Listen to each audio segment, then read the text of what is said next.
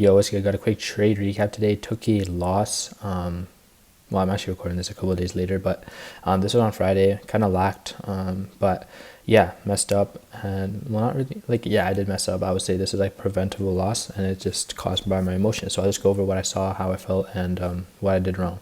So the trade was on GBPUSD. 4 hour was bullish going to market open. We were just maintaining bullish structure. So I was looking for a session low to like fulfill that bias, to take out a low and then target a high. And that's what I did with the London lows. London lows were quite a target. We also had 1 hour lows in line with the London low. So I was looking for London lows to get taken and then target the Asian highs. That was like the final target, like the price magnet, if you will.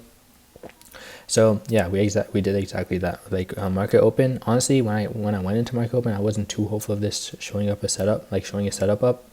Just like showing a setup showing up. So I wasn't really like too hopeful of taking anything, but once like I saw the opportunity coming, like we took out the London low, and then we had a reaction to the upside. We inversed the fair value gap, broke structure, and because I took a loss earlier this week, it was kind of like messing with my mind. I feel like after journaling and like looking at myself honestly, I realized like, yo, the reason I kind of forced this trade, and this was because like I didn't want to end the week in green. I didn't want to end the week like in like negative. I didn't want to end the week like down, and I was kind of in the mood of like, yo, I want to make this shit back. I want to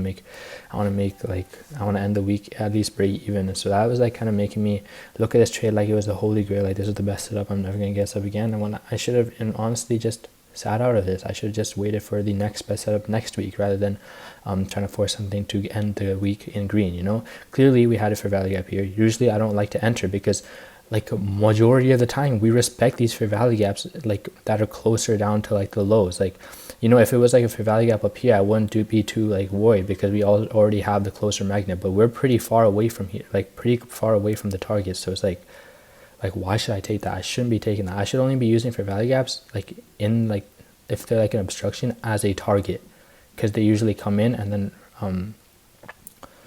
respect off of it. And clearly we respected this and then came down and stopped me out. I got used the liquidity and they started moving up a little bit, but I was in the trade. Like this is just a loss, bro, and this is a loss that I have to accept. I have to accept that I like fucking like messed up, bro. Like I didn't do the right thing. I wasn't like using my mind properly, and that's just what I have to learn, bro. It's like not my fault. Like I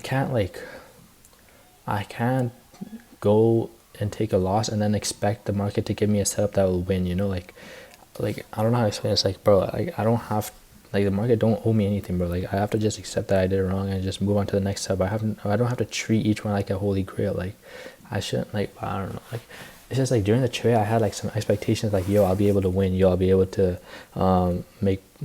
go break even, and that caused me to like take the loss a little bit worse as well. Like it just killed my mood when I saw it stopped out, and I was like, bro, what the fuck. But yeah, that's GBPUSD. GBPJPY, there was another potential setup on this, taking out the London high, and the reason I didn't take this was because we got so close to this Asian high, which was a 1 hour high and another 1 hour high right here. I believe the 1 hour, yeah. We had a 1 hour high here, 1 hour high here, and then I think this is a 4 hour high. One of them was a 4 hour high.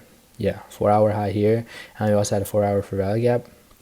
So I was like, bro, I'm only going to take shorts if we can take this out. And we came so close, bro. We took out the London high and came so close to Asian high. I was like, bro, why not just take out the Asian high, bro? And it was like, no. Oh, fuck, it froze. Oh, wait, at least it froze on GBY. So it was like, bro, like, you might as well just take out this Asian high if we're going to go down. So I didn't enter off of this. This also probably wouldn't have been the best trade. Maybe it could have hit like one target, but at the same time I wanted to look for continuation, and it's just because we had the Asian high so close, I was like, bro, did I really take this? And I was just like nah, not really, so that's kind of why I sat out. If I did take this trade, like I don't really know, it might have hit, maybe, because we came all the way down low, and we also did have this fair value. See, I was like, at this point I was like less hopeful of taking a trade, right? But then once I saw GBPUSD give me a potential step as well, that's when I kind of got hopeful, and I was kind of blinded by my like hope to take a trade and the week and break even.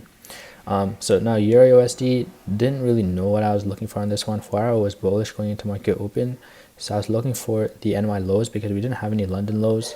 Asian lows were already taken, so it was only the previous day NY lows. and we never ended up taking out the NY lows, so I just didn't take the trade. So yeah, that's kind of why I sat up. Like, that's kind of what happened on Friday. Just took a loss and have to accept it, bro. See you tomorrow. My bad, something just tweaked for my brother.